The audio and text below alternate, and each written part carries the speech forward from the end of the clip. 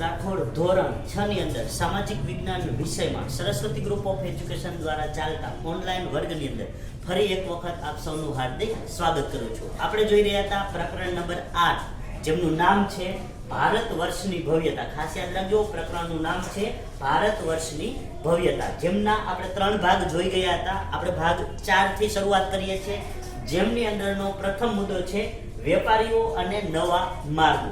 તો વેપારીઓ અને નવા માર્ગો વિશે આપણે શરૂઆત કરીએ તો કે સૌપ્રથમ વેપાર એટલે કે એક પ્રકારના વ્યવસાય સાથે જોડાયેલું અને એ સમય દરમિયાન ભારત જે છે એ વ્યવસાયની અંદર આગળ પડતો દેશ હતો, જેના કારણે જ વિદેશી પ્રજાઓ છે એ ભારતની અંદર વેપાર કરવા માટે આવેલી હતી। કેમ કે ભારત દેશની અંદર બધી વસ્તુઓ જે જરૂરિયાતની વસ્તુઓ હોય તો એ જરૂરિયાતની વસ્તુઓનું ઉત્પાદન ભારત દેશમાં થતું હતું અને એના કારણે જ ભારત દેશને સોનાની ચીડિયા જે છે એ કહેવામાં આવતું હતું। તો આવા ભારત દેશના વેપારીઓ અને નવા માર્ગો વિશે વાત કરીએ તો કે પ્રાચીન સમયથી જ ભારત જે છે એ વિવિધ ચીજ વસ્તુઓ તથા વિદેશ સાથે વિવિધ ચીજ વસ્તુ અને વિદેશ સાથે વેપાર વાણિજ્યથી છે એ જોડાયેલું હતું અને વેપાર વાણિજ્યમાં મોખરે હતું। એટલે કે ભારત દેશ વેપાર વાણિજ્ય માટે આગળ પડતો દેશ છે એ રહેલો હતો અને એટલા જ માટે આજે પણ જોઈએ છે તો ભારત દેશના વેપારીઓ આજે દરેક દેશની અંદર છે એ ભારત દેશના વેપારીઓ વેપાર કરવા માટે ગયેલા છે। પછી એ ઓસ્ટ્રેલિયા હોય, એ પછી છે એ આફ્રિકા હોય કે પછી એ જે આપણે કહીએ ને દુબઈ હોય, તો દરેક જગ્યાએ આ વેપારીઓ છે એ આજે ભારત દેશના ગયેલા છે। કેમ કે ભારત દેશના બ્લડની અંદર જ વેપાર રહેલો છે, તો એના કારણે ભારત દેશના વેપારીઓ આજે દેશના દુનિયાના ખૂણે ખૂણે છે એ આવા વેપારીઓ જોવા મળે। તો એના કારણે વેપાર વાણિજ્યમાં મોખરે હતું અને વેપારના કારણે જ ભારતની સમૃદ્ધિ છે એ સમૃદ્ધિ ટોચ ઉપર હતી, એટલે કે શિખર ઉપર હતી અને આમ જ ભારત દેશને એટલા માટે જ બીજે ક્યાંય જવાની જરૂર પડેલી નથી। કેમ કે આપણી બધી જ જરૂરિયાતો અહીંયા પૂરી થઈ જતી હતી, આપણી સમૃદ્ધિ આપણા દેશની અંદર જ રહેતી, એટલા માટે આપણે બીજા કોઈ દેશમાં જવું પડેલું જ ન હતું, ઉલટાનું બીજા દેશો ભારતમાં આવતા હતા। તો એના કારણે આપણી સમૃદ્ધિ છે એ શિખર ઉપર હતી। દેશ વિદેશ સાથેના આ વેપાર અને વાણિજ્ય છે એ વાણિજ્ય જમીન માર્ગ અને સમુદ્ર માર્ગ, ખાસ યાદ રાખજો, 2 માર્ગ દ્વારા, એક જમીન માર્ગ અને બીજો છે સમુદ્ર માર્ગ। આ 2 માર્ગ દ્વારા છે એ આપણો વેપાર છે એ થતો હતો। એટલે કે જમીન માર્ગ એટલે કે રસ્તાઓ અને સમુદ્ર માર્ગ એટલે કે જળ માર્ગ, સમુદ્રની અંદર છે એ જળ માર્ગ। તો આ જમીન માર્ગ અને જળ માર્ગ દ્વારા છે એ ભારતની અંદર વેપાર થતો હતો અને એટલા માટે જો જળમાર્ગથી થતો હતો એટલા માટે જ ક્રિસ્ટોફર કોલંબસે છે એ ભારત તરફનો નવો જળમાર્ગ શોધવાની છે એ જરૂરિયાત ઊભી થઈ। તો એ જળમાર્ગ જે છે સમુદ્ર માર્ગ છે એના કારણે, અને એનું કારણ હતું વેપાર, અને એ પણ મરી મસાલા અને સુતરાઉ કાપડના વેપાર માટે ક્રિસ્ટોફર કોલંબસે નવો જળમાર્ગ છે એ શોધવાની જરૂરિયાત ઊભી થયેલી હતી। તો આપણા દેશ વિદેશ સાથે જમીન માર્ગ અને સમુદ્ર માર્ગથી વેપાર થતો હતો અને એ સમય દરમિયાન ભારતની અંદર લોથલ, ખાસ યાદ રાખજો વિદ્યાર્થી મિત્રો, ભારતનું લોથલ જે હડપ્પા સભ્યતાનું એક સંસ્કૃતિનું મોટું બંદર હતું, બીચ હતું। તો આવું મોટું બંદર છે એ બંદર લોથલ રહેલું હતું, જેના કારણે દેશ વિદેશના જહાજ સૌપ્રથમ લોથલ બંદરે આવતા અને ત્યાંથી છે એ ભારત દેશના અંદરના ભાગોમાં છે એ જમીન માર્ગ દ્વારા અંદરના ભાગોમાં જતા હતા। તો જળ માર્ગ દ્વારા લોથલ સુધી આવતા અને લોથલ બંદર ઉપર આવા જે જહાજો આવે તો જહાજોને માટેની ગોદી, એટલે કે જે જગ્યાએ આપણે જહાજ પાર્ક કરીએ ને એ જગ્યા, તો એ ગોદી કહેવામાં આવતી, એને ઢકો કહેવામાં આવતું, અથવા તો એમને ડોકયાર્ડ પણ કહે છે। તો ગોદી, ઢકો કે ડોકયાર્ડ જેવા અવશેષો છે એ આપણને મળી આવ્યા છે। તો લોથલ જે છે એ આવા અવશેષો મળી આવ્યા, એના આધારે આપણે કહેવામાં આવ્યું કે એ સમય દરમિયાન લોથલ સમૃદ્ધ બંદર હતું। સાથે સાથે આ લોથલ બંદરે કિનારા ઉપર છે એ મોટા ગોડાઉન આવેલા હતા, જેને વખાર પણ કહેવામાં આવે છે। તો એક સાથે આવા 14 મકાનોની હાર મળી આવી હતી, જે વખારો હતી, એટલે કે ગોડાઉન હતા, કે ત્યાંથી જે જળમાર્ગ દ્વારા વસ્તુ આવતી તો સૌપ્રથમ આવા ગોડાઉનમાં સાચવવામાં આવતી અને પછી અંદરના અલગ અલગ ભાગોમાં જમીન માર્ગથી મોકલવામાં આવતી, અથવા તો જમીન માર્ગમાંથી સૌપ્રથમ છે એ આવા વખારો હતી, ગોડાઉન હતા, એમાં માલ છે એ રાખવામાં આવતો, જ્યારે જહાજ આવે તો જહાજમાં ભરી અને વિદેશોમાં મોકલવામાં આવતો. તો આવી વખારો પણ છે એ લોથલ બંદરેથી મળી આવેલી હતી. તો એના કારણે એ કહી શકાય કે આ લોથલ સમૃદ્ધ બંદર છે એ સમૃદ્ધ બંદર હતું. અને આ રીતે દરિયાઈ જે છે એ દરિયાઈ વાહન વ્યવહારની માહિતી લોથલ બંદરની મદદથી આવી દરિયાઈ વાહન વ્યવહાર જે થતો હતો, જળમાર્ગનો વિકાસ થયેલો હતો, એના વિશેની માહિતી, એના વ્યવહાર વિશેની માહિતી છે એ આપણને મળે છે. ત્યારબાદ લોથલના જે લોકો હતા ને એ બધા કારીગર હતા, કલાકાર હતા. અને એ બધા જે છે એ ખાસ કરીને કહીએ તો એમની અંદર એક આવડત હતી. તો એ આવડતને કારણે લોથલના લોકો જે છે એ ખાસ માટીકામ કરતા અને એ માટીકામની મદદથી વાસણો બનાવવાનું કામ કરતા. લોથલના લોકો દાગીના પણ બનાવતા હતા, કેમ કે ભારત દેશની અંદર સોના ચાંદીની તો શરૂઆત થયેલી જ હતી. કેમ કે આપણા જે સૌપ્રથમ ચલણ હતું, આજે આપણે રૂપિયા વાપરીએ છીએ, પણ ભારત દેશની અંદર સૌપ્રથમ જે ચલણ હતું તો એ સોના અને ચાંદીમાંથી બનાવેલા સિક્કાઓ હતા. એટલે હવે સોનું તો હોવાનું જ, તો સોનામાંથી દાગીના એ લોકો બનાવતા. લોથલના લોકો છીપ, સમુદ્રની મળતી પેદાશ છે, સમુદ્રમાંથી છીપ મળતા, છીપ અને હાથીદાંત, તો એમાંથી છે એ મણકા બનાવતા. તો છીપ અને હાથીદાંતમાંથી બનેલા મણકાઓ છે એ મણકાનો વેપાર થતો હતો. એટલે કે આવું મણકા બનાવવાનું કારખાનું પણ લોથલમાંથી મળી આવેલું છે. એના આધારે કહી શકાય કે એ લોકો છે એ આવા છીપ અને હાથીદાંતમાંથી મણકા બનાવતા હતા. કેમ કે મણકાના ભાગ છે એ અવશેષ રૂપે આવા મણકાના ભાગ પણ મળી આવેલા છે. અને એ સમય દરમિયાન મરી મસાલા, ભારતના મરી મસાલા હતા, તો એ દેશ વિદેશોની અંદર ભારતના મરી મસાલાની માંગ રહેતી જ હતી. અને એની સાથે સાથે ભારત દેશની અંદરના કિંમતી પથ્થરો, કે જેની અંદર આપણે જોઈએ તો કે સંગે મરમરના પથ્થરો હતા. તો આવા સંગે મરમરના અને આરસના પથ્થરોની માંગ છે એ વિશેષ પ્રમાણમાં હતી. તો દેશ વિદેશના વ્યક્તિઓ આવા સંગે મરમર અને આરસના પહાણોની ખરીદી કરવા માટે ભારત દેશની અંદર આવતા હતા. અને મરી મસાલા તો મુખ્ય હતું. તો આ ભારત દેશની અંદર આ જરૂરિયાત માટે વિદેશી વ્યક્તિ આકર્ષાય અને ભારત દેશની અંદર વેપાર કરવા માટે આવેલા હતા. સાથે સાથે વાત કરીએ તો કે ભારતથી જમીન માર્ગે ખાસ હવે જે એ સમય દરમિયાન રસ્તાઓ હતા, તો એ રસ્તાઓ કઈ રીતે એ લોકો જતા હતા, તો કે જમીન માર્ગ દ્વારા છે એ જમીન માર્ગ દ્વારા મધ્ય એશિયા સુધી જતા અને મધ્ય એશિયા થઈ અને યુરોપ જતા હતા. એટલે કે ભારતનો જમીન માર્ગથી યુરોપ જવાતો. તો જમીન માર્ગ દ્વારા યુરોપ સુધી પહોંચાતું અને યુરોપની અંદર સુતરાઉ કાપડ, રેશમી કાપડ અને મરી મસાલાની છે એ નિકાસ થતી હતી. નિકાસ એટલે અહીંયાથી મોકલવું. તો ભારત દેશ યુરોપમાં છે એ સુતરાઉ કાપડ, રેશમી કાપડ અને મરી મસાલા યુરોપમાં મોકલતું.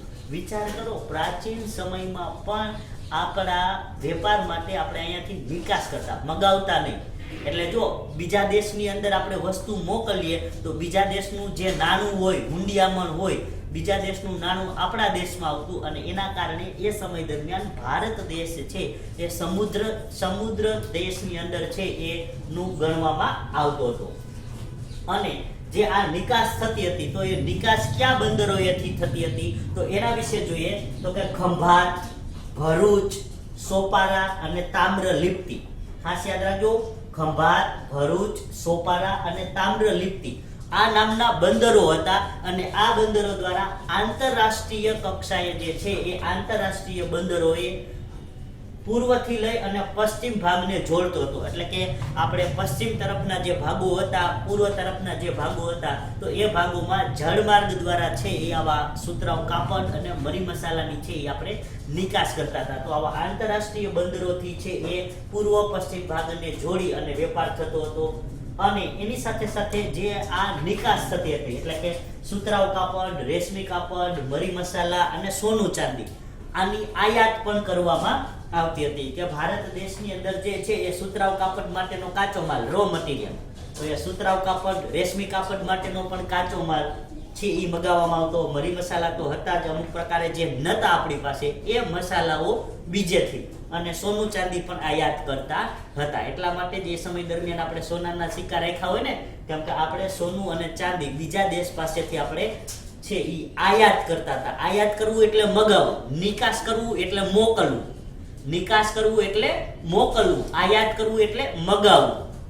તો અહીંયા આયાત છે, તો આવી સોના ચાંદીની એની બધી ભારત દેશ છે એ આયાત પણ કરતું હતું. અને એ સમય દરમિયાન ખાસ કરીને આપણે જોઈએ તો કે વેપાર માટે ભારતની જેમ ચીન દેશ પણ વેપાર સાથે સંકળાયેલો હતો, વેપાર વાણિજ્ય સાથે. તો ભારતના ચીન સાથે પણ સંબંધો એ સમયે રહેલા હતા, જેના કારણે ચીનમાં વેપાર અર્થે પગપાળા જતા. કેમ કે ભારતથી છે એ આપણે ચીન જવું હોય તો આપણે પગપાળા જઈ શકાય, કેમ કે ત્યાં રસ્તો છે, સમુદ્ર નથી આવતો. તો ભારતથી લોકો ચીન છે એ પગપાળા જતા, અથવા ઘોડા કે ઊંટ ઉપર છે એ ઊંટ ગાડી ઉપર લોકો વેપાર કરવા માટે છે એ ચીન જતા હતા. અને આ ચીન જવાના જે માર્ગે, એટલે કે ભારતથી ચીન તરફ જે જવાના માર્ગે મુસાફરી થતી, અથવા તો ભારતથી મધ્ય એશિયા થઈને યુરોપ, તો આ જે જમીન માર્ગે જવાતું હતું, તો આ માર્ગે જે મુસાફરી કરતા હતા, તો એ માર્ગને છે એ માર્ગને રેશમ માર્ગ શું કહેવામાં આવતું હતું? એને રેશમ માર્ગ અથવા તો સિલ્ક રૂટ. રેશમ માર્ગ એટલે શું થાય? Silk route. તો આમ જે માર્ગથી વેપાર કરવા માટે વેપારીઓ જતા હતા, તો એ માર્ગને સિલ્ક રૂટ અથવા તો રેશમી માર્ગ છે એ કહેવામાં આવતો હતો. એટલે ખાસ યાદ રાખજો, સિલ્ક રૂટ તરીકે કયો રસ્તો બન્યો હતો? તો કે વેપાર વાણિજ્ય માટે જવાનો જે રસ્તો હતો એ રસ્તો રેશમ માર્ગ સિલ્ક રૂટ તરીકે જાણીતો બન્યો હતો. અને એ સમય દરમિયાન છે એ ચીન, ભારત, ઈરાન, અરબસ્તાન, ગ્રીક, રોમ જેવા વેપારીઓ છે એ વેપારીઓ આ માર્ગ એટલે કે જે સિલ્ક રૂટ, તો એ સિલ્ક રૂટ સાથે સંકળાયેલા હતા. એટલે કે જો ભારત દેશમાં હોય કે ભારત દેશમાંથી જવું હોય તો એ ઈરાન, અરબસ્તાન, ગ્રીકના લોકો છે એ આ સિલ્ક રૂટનો રેશમ માર્ગનો છે એ રેશમ માર્ગનો ઉપયોગ કરતા હતા. અને એની સાથે સાથે હવે આપણે દક્ષિણ ભારતની વાત કરીએ તો કે સાઉથ ઇન્ડિયા. તો દક્ષિણ ભારતની અંદર જે છે એ ખાસ કરીને આપણે જે વસ્તુ બીજા દેશોની અંદર મોકલતા, તો દક્ષિણ ભારતમાં કાળા મરી, આપણે જોઈએ તીખા પણ કહીએ છીએ, તો એ કાળા મરી અને અન્ય તેજાના છે જે મરી મસાલા, તો અન્ય તેજાનાઓ છે એ આપણે બીજા દેશોની અંદર છે એ દક્ષિણ ભારતમાંથી બીજા દેશોની અંદર નિકાસ કરતા હતા. તો આ રીતે અહીંયા આપણો વેપાર વાણિજ્ય અને નવા માર્ગનો જે છે એ મુદ્દો પણ, જે નવા માર્ગમાં આપણે જોયું સિલ્ક રૂટ, તો આ માર્ગનો જે છે એ મુદ્દો પણ અહીંયા પૂર્ણ થાય છે. આ માહિતી અગત્યની છે, તમે આનો સ્ક્રીનશોટ લઈ શકો છો.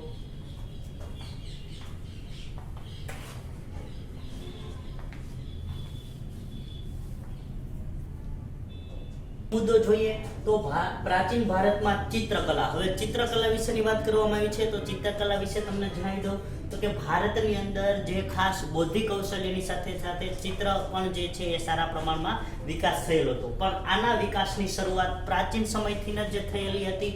તો એના વિશે જણાવવું તો કે ચિત્ર મનુષ્યના મનોભાવને પ્રગટ કરતું. ખાસ યાદ રાખજો, ચિત્ર શું છે તો કે મનુષ્યના મનના ભાવ, મનુષ્યના મનની અંદર જે ભાવો જાગૃત થાય છે, તો એ મનોભાવને પ્રગટ કરતું વિશિષ્ટ માધ્યમ એટલે ચિત્ર છે.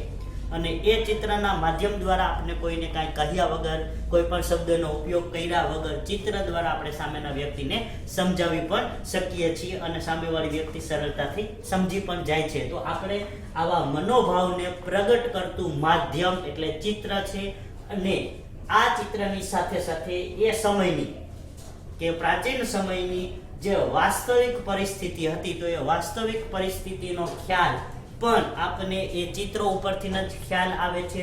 તો એ ચિત્ર ઉપરથી પ્રાચીન સમયની વાસ્તવિક પરિસ્થિતિનું જ્ઞાન પણ આપણને થયેલું છે. તો આ રીતે ચિત્ર છે એ આપણને ઉપયોગી છે. અને સૌથી જૂના ચિત્રો વાત કરીએ તો સૌથી જૂના ચિત્રો જે મળી આવેલા છે એ પાષાણ યુગના સમયની અંદર છે. એ પાષાણ યુગના સમયની અંદર સૌથી જૂના ચિત્રો મળી આવ્યા છે. અને આ જૂના ચિત્રો ક્યાં હતા તો કે ભારત દેશની અંદર મધ્યપ્રદેશમાં આવેલ ભીમબેટકા નામની ગુફા છે. તો મધ્યપ્રદેશમાં આવેલી ભીમબેટકા નામની ગુફા આ સ્થળેથી છે, એ સ્થળેથી પાષાણ યુગના સમયની આદમ જાતિ એટલે કે એ સમય દરમિયાન જે આદિવાસી જાતિઓ હતી, તો એ આદિવાસી જાતિ દ્વારા આ ચિત્ર દોરેલા હતા. અને એ ચિત્રોની સંખ્યા 500 કરતા પણ વધારે હતી. એટલે કે 500 કરતા પણ વધારે ચિત્રો આ આદિવાસી જાતિએ ભીમબેટકાની ગુફામાં દોરેલી હતી. અને બીજું પણ તમને આની સાથે સાથે જણાવી દઉં કે આ ચિત્રો છે એ ભીત ચિત્રો પણ કહેવામાં આવે છે, કેમ કે આદિમાનવ છે એ ગુફાની અંદર વસવાટ કરતો હતો અને આ ગુફાની અંદર વસવાટના સમયે નવરાશનો સમય એમને મળતો હતો. તો એ નવરાશના સમયે એ પોતાના મનોભાવને એને આ ગુફાની દિવાલો ઉપર છે એ કોતરેલા હતા, દિવાલો ઉપર ચિતરેલા હતા. એટલા માટે આવા ભીત ચિત્ર તરીકે પણ એ ઓળખાય છે. તો આવા 500 કરતાં પણ વધારે ચિત્રો આ ભીમબેટકાની ગુફા પર રહેલા છે. અને આજે પણ આ ચિત્રો આપણે જોઈ શકાય છે. અને એમાં વનસ્પતિમાંથી તૈયાર કરેલા જે રંગો છે, તો એ તૈયાર કરેલા રંગોનો ઉપયોગ એમને કરેલો હતો, જેના કારણે આજ દિન સુધી આ રંગો હજી પણ છે એ ગયા નથી. તો આવી ભીમબેટકાની ગુફા પર આવા ભીત ચિત્રો છે એ આજે પણ મળી આવે છે. અને આ સિવાય પણ વાત કરીએ તો કે અજંતા, ઇલોરા અને બાઘા, ખાસ યાદ રાખજો, અજંતા, ઇલોરા અને બાઘાની જે ગુફાઓ આવેલી છે, અને આ ગુફાઓની સાથે સાથે અમરાવતી. તો અમરાવતીમાંથી પણ ભારતીય છે એ ભારતીય સંસ્કૃતિ સાથે સંકળાયેલા ચિત્રો છે, એ ભારતીય સંસ્કૃતિ સાથે સંકળાયેલા ચિત્રો મળી આવ્યા છે. અને અજંતા અને ઇલોરાની ગુફાના ચિત્રો તો વિશ્વવિખ્યાત ચિત્રો છે, એ વિશ્વવિખ્યાત ચિત્રો રહેલા છે. જેમાં બુદ્ધની જાતક કથાઓ કે જે અજંતા ઇલોરાની ગુફામાં જે ચિત્ર દોરવામાં આવેલા છે, તો એમની અંદર ભગવાન બુદ્ધ એમની જે જાતક કથાઓ હતી, તો એવી જાતક કથાઓનું નિરૂપણ છે એ નિરૂપણ આ ચિત્રની અંદર કરેલું છે. એટલે કે ચિત્ર દ્વારા એક પ્રકારની વાર્તા. તો એ જાતક કથાઓ અને એની સાથે સાથે ભગવાન બુદ્ધ જે સમાધિમાં બેસતા, તો ભગવાન બુદ્ધની સાધનાના ચિત્રો પણ છે. એ સાધનાના ચિત્રો આ અજંતા અને ઇલોરાની વિશ્વવિખ્યાત ગુફાઓની અંદર મળી આવેલા છે. અને એ સમય દરમિયાન આ અજંતા ઇલોરાની ગુફાઓમાં મળી આવેલું વિશ્વવિખ્યાત વર્લ્ડ ફેમસ ચિત્ર જોઈએ તો એવું વિશ્વવિખ્યાત ચિત્ર હતું પદ્મ પાણીનું ચિત્ર.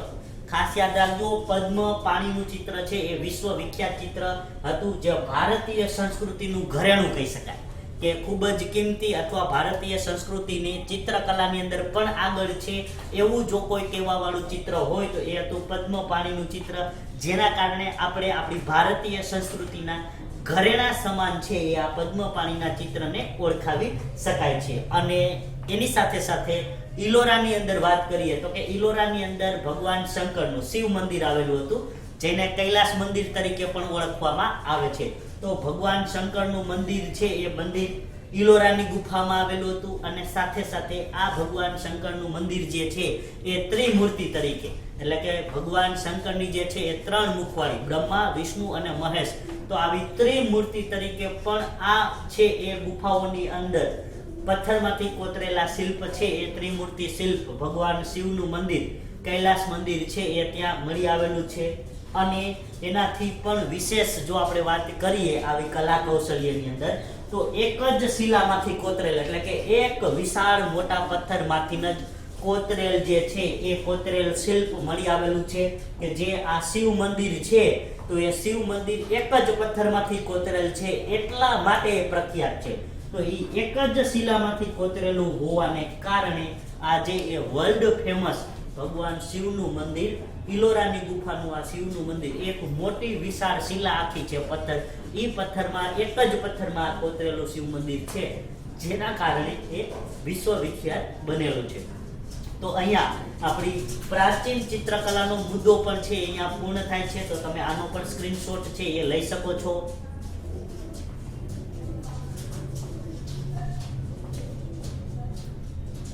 ની અંદર જોઈએ તો સૌપ્રથમ પહેલા મુદ્દાની અંદર જે વેપાર વાણિજ્ય સાથે, એટલે કે ભારતની અંદર વેપારી પ્રજા એવી જળમાર્ગ અને જમીન માર્ગ છે એ આવા 2 માર્ગ ભારત દેશને મળેલા છે, એના વિશેની આપણે વાત કરી.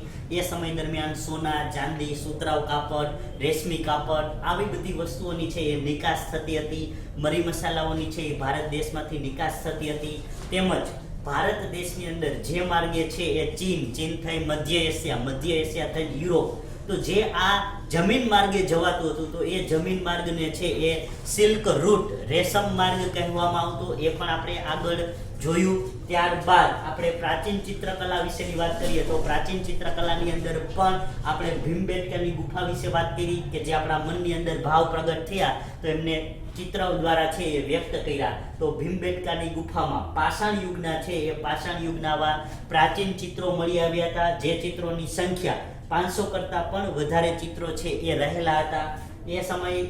એ સિવાય અજંતા, ઇલોરા અને બાઘાની ગુફાઓ છે અને સાથે સાથે અમરાવતીની ગુફાઓમાંથી પણ આવા ચિત્રો મળી આવેલા હતા.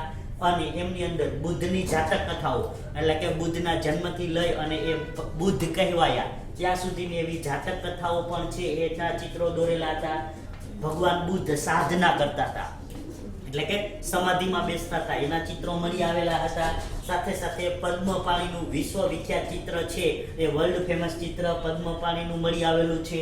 અને એક જ પથ્થરમાંથી કોતરેલું ભગવાન શિવનું ત્રિમૂર્તિ વાળું જે કૈલાસ મંદિર તરીકે પણ જાણીતું છે તો એ શિવનું મંદિર છે એ ઇલોરાની ગુફાઓમાંથી મળી આવેલું છે. તો આવા વિશ્વવિખ્યાત જે છે એ ઘરેણા સમાન ભારતીય સંસ્કૃતિના આવા ચિત્રો અને જે એક પ્રકારે વ્યવસાય, તો ભારત આમ દરેક વ્યવસાયમાં અને કલા કૌશલ્યમાં પણ આગળ પડતો દેશ છે એ પ્રાચીન સમયથી જ રહેલો હતો, જેને કારણે ભારત દેશની સંસ્કૃતિ પ્રાચીન અને ગૌરવ આપનારી સંસ્કૃતિ છે એ રહેલી છે.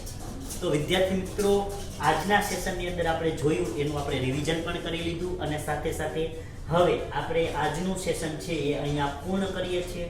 તો આ સેશનની અંદર તમને જે સમજાવ્યું છે એમાંથી હોમવર્ક સ્વરૂપે વર્કશીટ આપવામાં આવશે અને એ વર્કશીટમાં પૂછાયેલા પ્રશ્નો, વિકલ્પ, ખાલી જગ્યા, ખરા ખોટા, 1-2 વાક્યના પ્રશ્નો, તો જે કંઈ પણ પૂછાયેલું હોય તો એ તમારે તમારી રફ બુકમાં લખી પાકું કરવાનું રહેશે.